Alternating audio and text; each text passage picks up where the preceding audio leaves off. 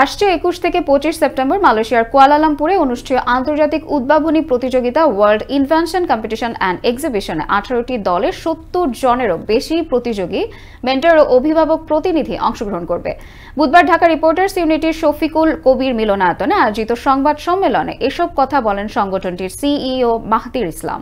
তিনি বলেন, 2021 সালে ড্রিমস অফ বাংলাদেশের যাত্রা শুরু হয়। দেশের প্রত্যন্ত অঞ্চল থেকে প্রতিভাবান শিক্ষার্থীদের খুঁজে বের করে বিশ্ব দরবারে উপস্থাপনের সুযোগ তৈরি করাই এ প্রতিষ্ঠানের মূল লক্ষ্য। মাহাদির বলেন, এবছর ইতিহাসে প্রথমবারের মতো এত বড় বাংলাদেশি ডেজিগেশন WICE অংশ নিচ্ছে। এটি নিঃসন্দেহে বাংলাদেশের জন্য একটি বিশাল অর্জন। তিনি আরো বলেন, পঞ্চম শিল্প বিপ্লবের যুগে রোবোটিক্স ও অটোমেশন হবে প্রধান চালিকা শক্তি। ড্রিমস অফ বাংলাদেশের লক্ষ্যই হলো প্রোটোটাইপ পর্যায়ের উদ্ভাবন থেকে ইন্ডাস্ট্রিয়াল পর্যায়ের সমাধান তৈরি করে জাতীয় উন্নয়নে অবদান রাখা।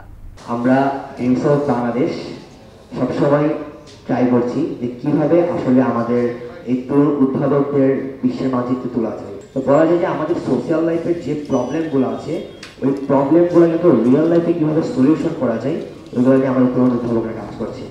তারা ধারাবাহিকতায় আমরা আগামী 21 থেকে 25 সেপ্টেম্বর এই 70 জন প্রতিযোগিতা নিয়ে পার্টিসিপেট করতে যাচ্ছি। সকলে আমাদের জন্য দোয়া করবেন।